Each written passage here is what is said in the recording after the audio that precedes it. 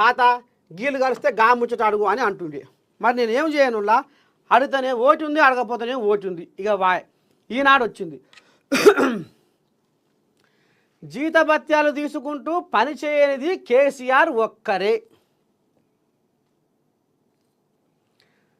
అప్పులు తప్పులు తప్ప మాజీ సీఎం మాజీ మంత్రి కేటీఆర్లు చేసింది ఏమి లేదు. అప్పులు తప్పులు గీయ చేసిరట వాళ్ళు. వాటిని సవరించడానికే సమయం సరిపోతుంది. మోదీ ప్రకటించిన నిధులనే అడుగుతున్నాము. మీడియాతో ఇష్టాగోష్ఠిలో సీఎం రేవంత్ రెడ్డి. జీతభత్యాలు తీసుకుంటూ పనిచేయని వారు ఎవరైనా ఉన్నారా అంటే అది కేసీఆర్ ఒక్కరే. ఎట్ట న్యాయం అవుతుంది నీకు రేవంతమయ్యా? నీకు ఎట్ట జయం అవుతుంది? ఓ రేవంతమయ్యా నీకు ఎట్ట న్యాయం అవుతుంది? ఆయన పని చేస్తాడా? బాయికాడ పొలం బార పెట్టుకుంటుండు. ఇయ్యాల పై ముఖాన చూస్తే ఆ వర్ణదేవుడు కరుణిస్తలేడు. ఆనలు పడతలేవు. భూగర్భ జలాలు అడుగంటికి పోయినాయి.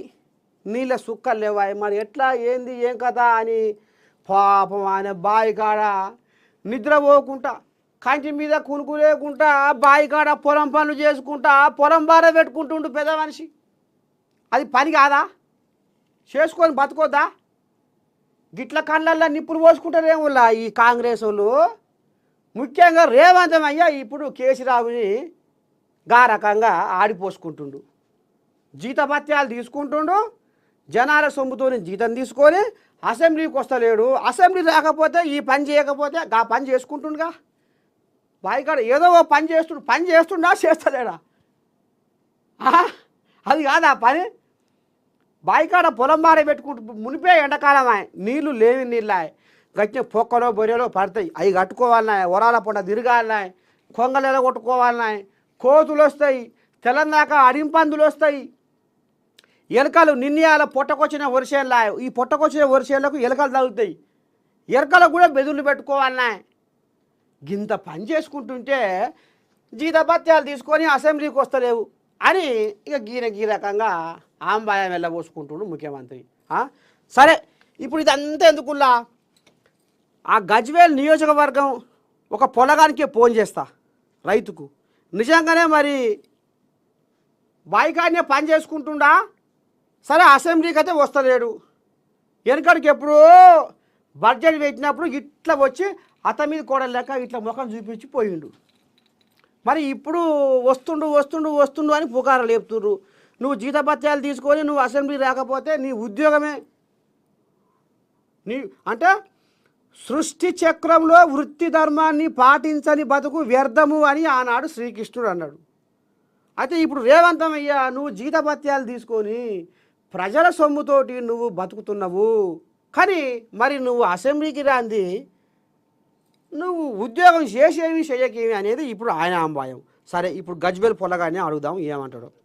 లాటరీ గెలిచారు, ఇన్స్టెంట్ లోన్స్ ఇస్తాము, డబ్బులు సంపాదించండి. ఇలా వేగంగా డబ్బు సంపాదించడం గురించి సోషల్ మీడియా యాడ్స్ లేదా ఫోన్ కాల్స్ ద్వారా మిమ్మల్ని ఎవరైనా సంప్రదిస్తే అది సైబర్ నేరగాళ్ల పన్నాగం కావచ్చు.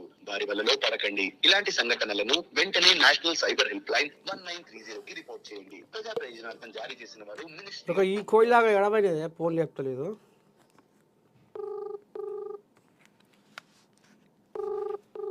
అమ్మ ఎవరి బాధ అలాగే ఉందిగా.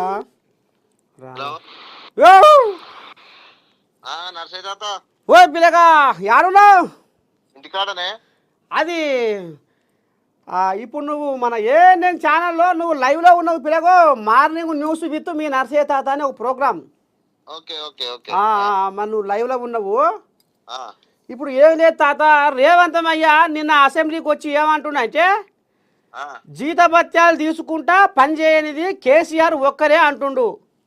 అవును మరి కేసీఆర్ ఒక్కరే జీతభత్యాలు తీసుకోకుండా ఉంటుండు అంటే మరి ఇప్పుడు ఆయన అక్కడ గజ్వేల్ నియోజకవర్గం అక్కడ మొత్తం తిరుగుతలేడా? మొత్తం మందిరకు వస్తలేడా? ఏమన్నా ఆపతికి సాపతికి షెడ్డకు పడ్డకు ఎవరన్నా ఏ సమస్య ఉన్నా ఆయన అక్కడ వచ్చి మళ్ళీ చూస్తలేడా? మొత్తమే తిరుగుతలేడా గజ్వేల్లా?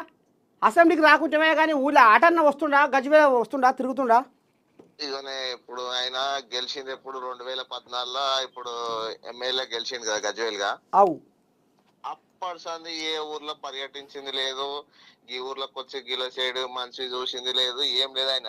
ఆ, ఆయన ఎప్పుడు కూడా ముఖ్యమంత్రి అయినప్పుడు కూడా ఎప్పుడు పర్యటించలేదు. ఆ, ఆయన వస్తే గజ్వేల్ ఒక మగతి ఆడిటోరియం ఉంది, ఆ. ఏదైనా సభలు సమావేశాలు ఉంటే వస్తాడు, లేదంటే ఆ ఫామ్ హౌస్ కే పోతాడు అంతే.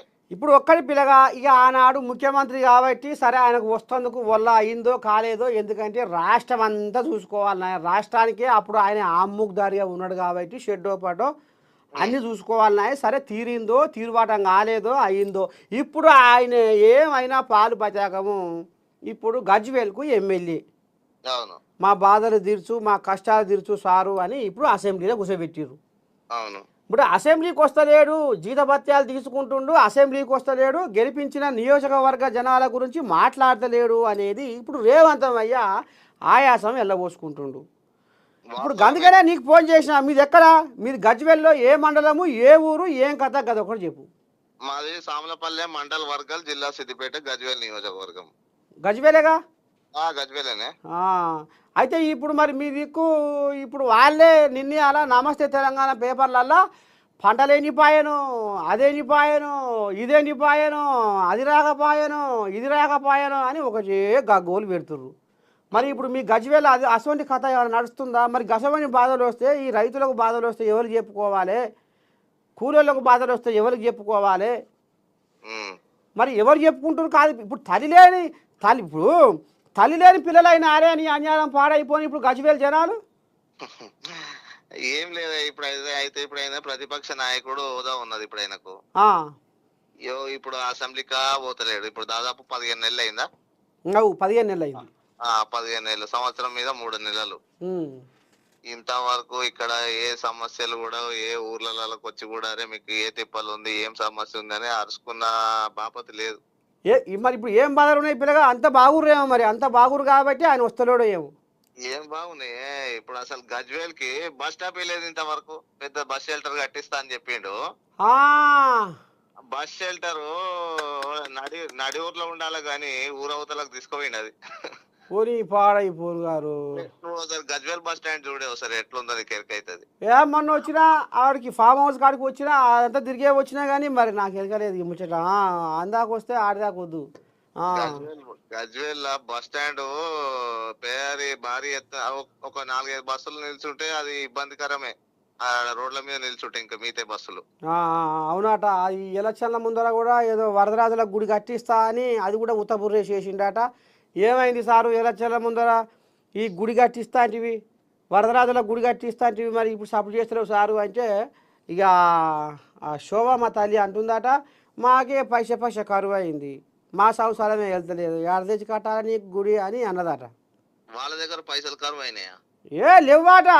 శోభమ్మ తల్లి అంటుందట. మరి పెద్ద మనిషి అనమన్నాడో లేకపోతే ఆమెకు అట్లా అనిపించిందో కానీ మొత్తానికైతే వాళ్ళు మాట్లాడా కదా మొన్న ఫామ్ హౌస్ కాడికి వచ్చినప్పుడు.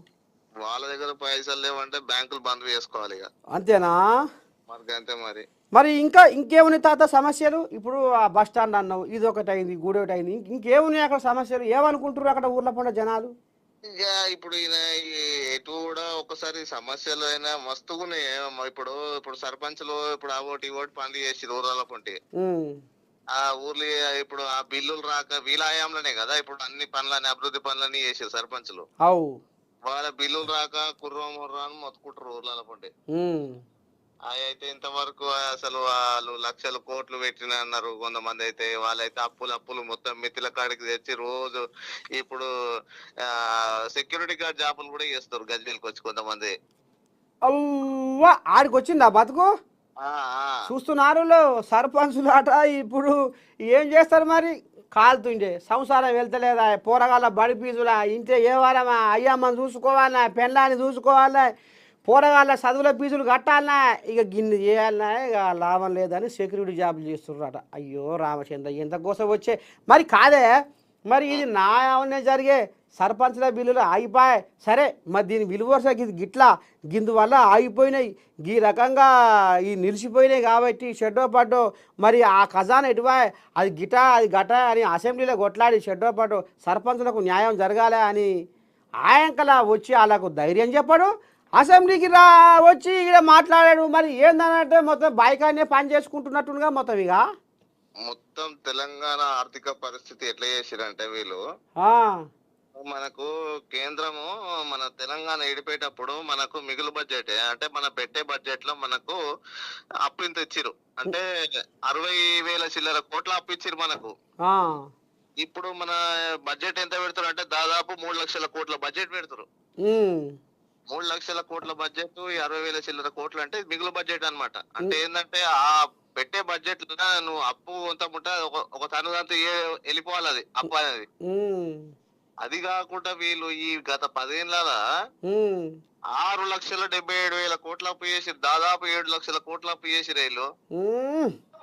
ఏందా అసలు ఇప్పుడు తెలంగాణ ఆర్థిక పరిస్థితి అనేది ఎన్నుముక్కు ఇరిగిపోయింది. అంతేనా?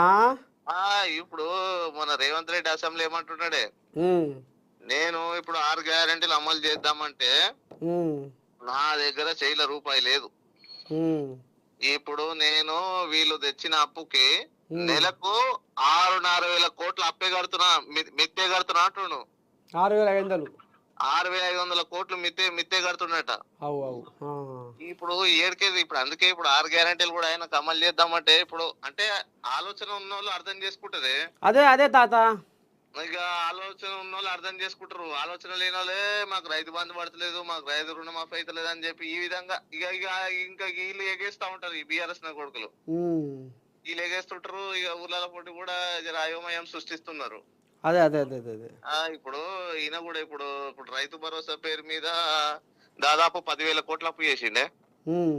అంటే ఇప్పుడు ఈయన కూడా సంసారంలో ఇప్పుడు వెళ్తలేవు, మరి ఏం చేయాలి మరి ఆయన ఇక కూడా? కుండలో బువ్వలేదు కాబట్టి ఇక మరి షెడ్డో పడో పక్కదారి పట్టాలగా. ఇక రుణమాఫీకి అని చెప్పి మళ్ళా 30,000 కోట్లు ఏమో తెచ్చిండు అది. ఉమ్, ఉమ్, ఉమ్. మరి ఇక ఎట్టెట్టయితుంది సరే, ఏమైతుంది? ఇప్పుడు పెద్ద మనిషి సరేనే. ఇప్పుడు గాముచ్చటకే మరి ఇప్పుడు పెద్ద మనిషి ఇక్కడ అసెంబ్లీకి వస్తలేడా? మరి అక్కడ నియోజకవర్గంలోనా తిరుగుతలేడా? అసలు ఏమి నడుస్తుంది? మరి జనాలు నిమ్మలంగా సంతోషంగా ఉన్నారా? మరి ఏమైనా గోసరిల్లుతున్నారా? కథ మాత్రం అవే అరుచుకుందామని ఫోన్ చేసినా. అయితే సంతోషం అయితే ఏ విధంగా లేరే. ఇప్పుడు ఇంతవరకు ఏదైనా ఫామ్ హౌస్ లోనే ఉంటుంది తప్ప ఎప్పుడు కూడా వెళ్ళలేదు. మొన్న ఒక 2 వారాల కింద బయటకు వెళ్ళాడు. అది కూడా ఎందుకు ఇప్పుడు అలా తెలంగాణ భవన్ ఉంది కదా, ఆ, ఆ, ఆ, ఆ. మొన్న వచ్చిండే గా మధ్యన వచ్చిండు మీటింగ్ పెట్టిండు. ఎందుకంటే ఆయనకు పాస్పోర్ట్ ఎక్స్పైర్ అయిందంట. అమ్మో.